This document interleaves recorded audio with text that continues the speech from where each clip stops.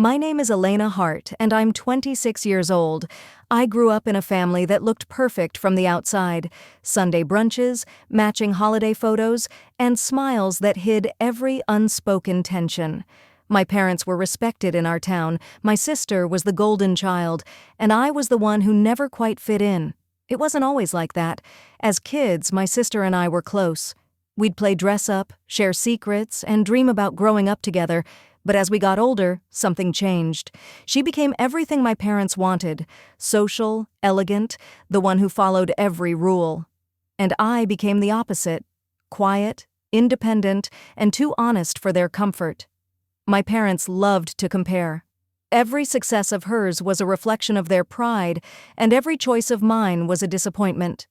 If she got a promotion, they threw a dinner. If I landed a freelance project, it was nice, but maybe you should get a stable job. Over time, I stopped expecting them to be proud. Still, no matter how they treated me, I never stopped showing up. Birthdays, family dinners, weddings. I wanted to believe that love was stronger than judgment, but the day I realized I was wrong came on an ordinary Sunday morning.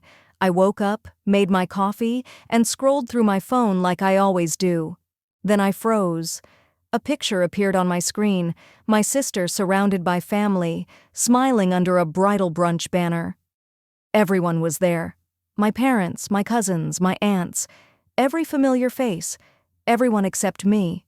At first, I thought maybe it was an old picture, or maybe the invitation got lost, but the more I scrolled, the more I understood. It wasn't a mistake. It was planned. They didn't forget to invite me. They just didn't want me there. I tried to stay calm, but my hands were shaking when I called my mother. "Mom, why didn't you tell me about Sarah's brunch?" There was a short pause before she answered. "Elena, honey, we didn't think it would be a good idea. You and your sister have tension, and we didn't want anything uncomfortable. This was her special day. I didn't even know what to say. My own mother had chosen silence over me. So that's how easily you could erase someone, not by fighting them, but by pretending they never existed." I hung up without arguing. That was the moment something inside me broke, but in a strange way, it also woke me up. I had been trying to earn a place in a family that never really saw me. I realized I didn't have to keep proving my worth to people who had already decided I didn't belong. So I stopped trying. Instead, I started focusing on my work. I'm a freelance graphic designer. I used to design for clients, always adjusting my ideas to please others. But this time, I created only for myself. I spent nights drawing, painting, and building things that made me feel alive again. For the first time, I wasn't chasing approval. I was chasing peace. A few weeks later, my best friend Mia came over. She brought pizza and noticed the sketches covering my walls. "These are amazing," she said. "Why don't you celebrate yourself for once? Let's throw a party. Not for anyone else, just for you." At first I laughed, but the more I thought about it, the more it made sense. So we planned it. A small outdoor celebration near the sea. Just my closest friends, some food and soft music. Nothing fancy, just real. I spent days preparing every detail. I designed the invitations myself, decorated the space with fairy lights and hand-painted signs. I wanted it to feel like freedom. 3 days before the event, there was a knock at my door. It was my mother. She stood there, her usual polite smile gone. "Elena," she said, "your sister's wedding date has been moved. It's the same day as your little party. You should cancel. It wouldn't look good." I stared at her, surprised by how calm I felt. "You canceled me long before I planned this," I said quietly. Her face hardened. "You're being selfish. You'll divide the family."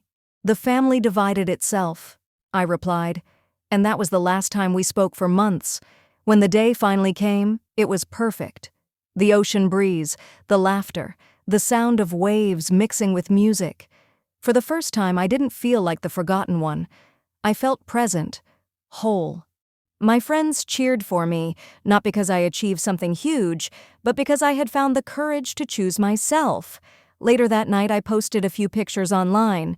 Nothing extravagant, just small moments of happiness. Smiles, lights, and peace. I didn't expect much, but within days, those pictures spread. People shared my story, calling it inspiring, a reminder to stop waiting for validation and start creating your own place in the world.